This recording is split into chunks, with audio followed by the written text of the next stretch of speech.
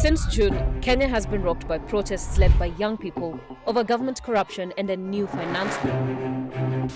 Tax policy measures proposed in the Finance Bill 2024. This bill, now abandoned, was going to raise taxes on Kenyan citizens to pay the country's debt.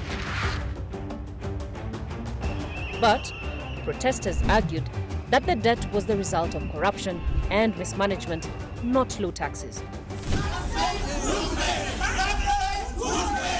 Public debt and corruption are deeply intertwined in Kenya. Maybe the biggest example is the Anglo Leasing scandal. The case is 20 years old, but is still a big deal in Kenya. After more than a decade of probe and court cases, suspects in the multi-billion Anglo Leasing scandal have been acquitted. The scandal was exposed by anti-corruption Sir John Githongo in 2005.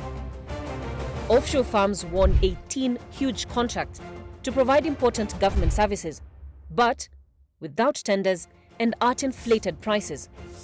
Public officials and powerful businessmen were suspected of corruption. After years of court cases, some of the suspects were acquitted, but most were never even charged. Decades later, no one has been held fully accountable for the scandal. This was due in part to offshore secrecy. Many of the companies involved were registered in places like the British Virgin Islands, far away from Kenya. As a result, it was hard for Kenyan investigators to trace who really owned them. But journalists are still on the case.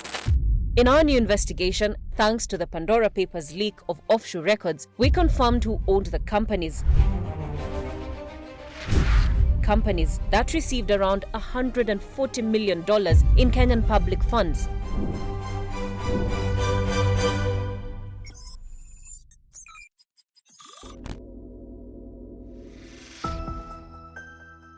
Learn more about what we found and how this stayed hidden for so long.